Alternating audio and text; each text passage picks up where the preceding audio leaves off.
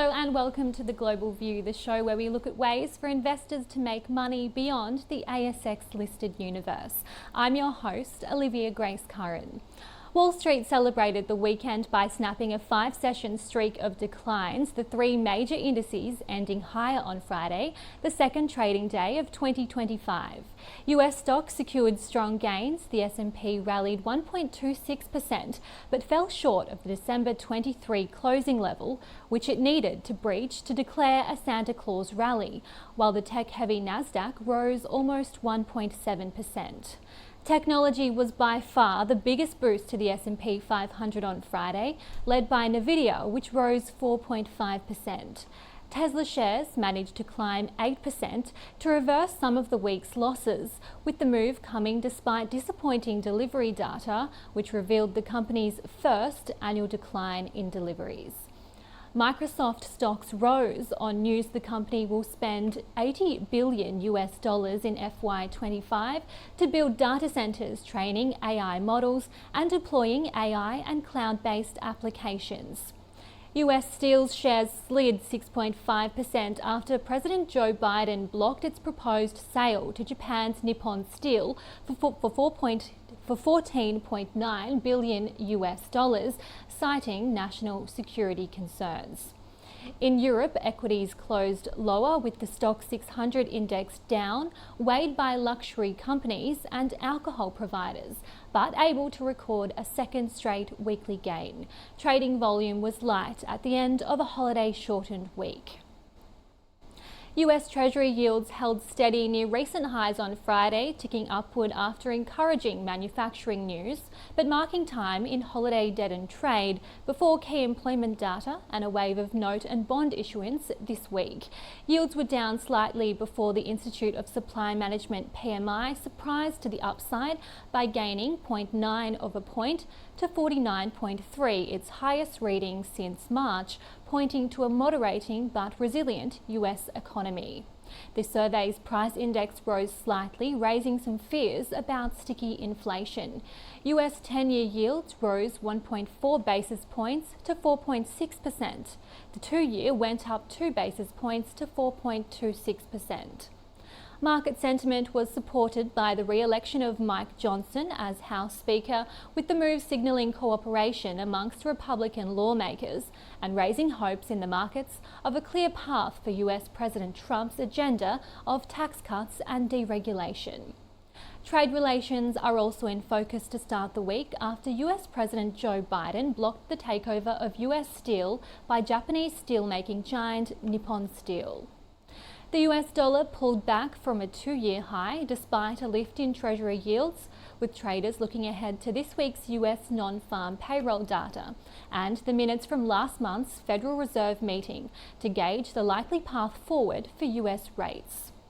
And Bitcoin is currently sitting around $98,000 US.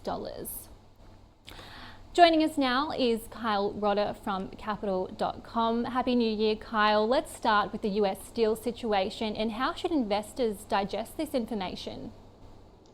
Well, effectively it shows that there's this bipartisan support for protectionist policies in the United States, and effectively the intent behind the decision was really to keep the United States on a war footing and protect strategic assets that could be significant if there's ever a significant global conflict, which, of course, it doesn't look like it's going to imminently occur, but there are these fears that there are these kind of hotspots around the world in which at some point in time the US will need to be able to access these assets, these productive assets, to effectively either defend its interests, depending on the conflict, or maybe intervene in certain parts of the world and, again, more or less be able to support this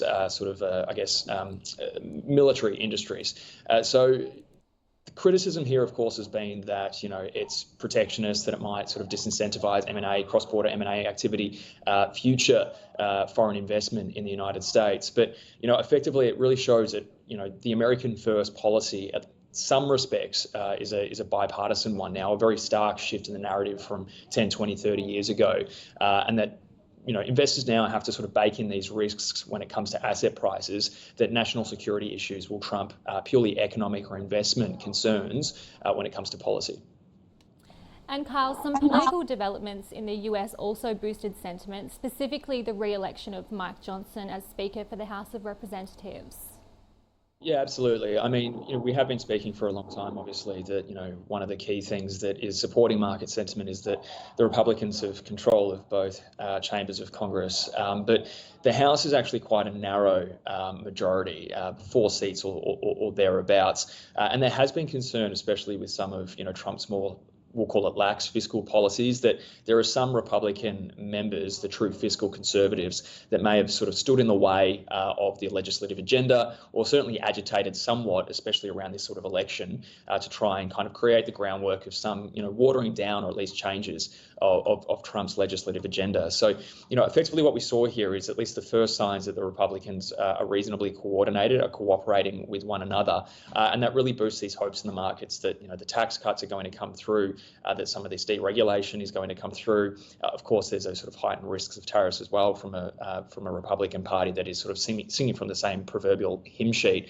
But on the basis of just what the markets are looking for and this sort of more bullish part of the Trump trade, it is sort of rooted in this kind of more lax fiscal policy, which should continue to support company earnings and economic fundamentals. And for the time being, and despite the fact that there is likely to be some sort of divisions within the Republican Party, again because of these kind of holdouts, especially in Texas, actually, of true fiscal conservatives having issues with the sort of deep deficits of 6 or 7% that's likely to emerge under the Trump administration. For now, things are pretty well coordinated, and again gives Trump a pretty clear passage to sort of in his first 100 days push some of these key reforms through. Okay, let's get back to the data and some better than expected PMI numbers out of the States. What sort of shape is the US economy in going into this year? Well, it seems to be that we're still in a situation of sort of moderate growth with, steady, if not slightly moderating inflation as well. So, I mean, we did see the ISM manufacturing PMI survey indicate that the industry is still in a state of contraction. However, the headline number was higher than expected and remains pretty much consistent with a moderating growth story rather than one that, just is anywhere near recessionary conditions. I mean, if you look through the details too, there are some positive signs. New orders were stronger than expected, so that shows that demand remains fairly resilient. The flip side of that was that the price sub-index was a little bit higher than expected, and that was sort of responsible for some of the lift that we saw in yields on Friday night as markets more or less positioned for the fact that inflation could be a little bit sticky in the United States, continues to sort of feed into that narrative that the Fed is going to need to maybe shift its balance of risks, or the assessment of its balance of risks as it did in December, towards those inflation issues rather than perhaps strictly demand and a weaker labour market. But overall, I mean, I think the key term for that data, as well as the data that's coming up in the next couple of weeks, is that it's moderate. Markets want to see sort of moderate strength in the figures, and again, it sort of still feeds that maybe not exactly that the US economy is in Goldilocks conditions, because there are those sort of sticky inflation pressures, but still it remains reasonably robust, and far from these kind of recessionary conditions that market participants were worried about for a period maybe 3 or 4 months ago. And we've got the Fed minutes coming out as well from December. There's several members who are also speaking, and they seem to have quite differing opinions at the moment. What are you seeing? Yeah, I think that's one of the key risks at the moment, is just some of this sort of policy uncertainty that's coming through, because, quite naturally we're getting to a point in the cutting cycle where, the first few cuts are pretty easy to make, especially with, where inflation was sort of trending. But now we've got this kind of divergence of opinions, and, a lot of this is based on sort of different, economic principles and philosophy as to how you sort of manage monetary policy, as to whether, rates should continue to be cut throughout the year and maybe fairly imminently, or maybe there should be no further cuts, or perhaps only one cut coming forward in 2025. Now, obviously, it's a very long year. Things are likely to change. We'll see that volatility in the rates market. But some of the sort of the dissenting vote that we saw in the FOMC in December, which will look for some colour from these FOMC minutes, as well as some recent commentary from Fed speakers about the changing expectations and changing policy preferences and assessment of the risks, whether should we remain focused on these persistent inflation risks, or perhaps trying to continue to cut rates to try and engineer this soft landing and get ahead of any potential labour market weakness. All of that kind of diverging opinion is creating that kind of heightened uncertainty in the market. So we're going to be continuing to look at some of these qualitative data points to try and get an assessment of how the Fed's actually seeing things, but I suspect that what we're actually going to see is just a big divergence of opinion, which will feed very slightly into this kind of, rate volatility that we're seeing, and the market's pricing in that kind of risk premium that the Fed won't cut the 2 times that were projected in the Statement of Economic Projections or Summary of Economic Projections back last month. And just quickly, Kyle, the US dollar is in focus. It remains near 2-year highs. Yeah, a bit of a pullback. Didn't follow yields higher on Friday, but as you noted, that it is around those sort of 2-year highs. Predominantly driven by the euro. I won't sort of go too deeply into what's driving that, but obviously we've got those non-farm payrolls figures this weekend, which this Friday, which could really keep things in focus as far as the currency landscape, and not only just what it means for US monetary policy conditions and the uptrend in the US dollar, but how that might have a sort of a knock-on impact to asset prices in the United States and the financial conditions around the world.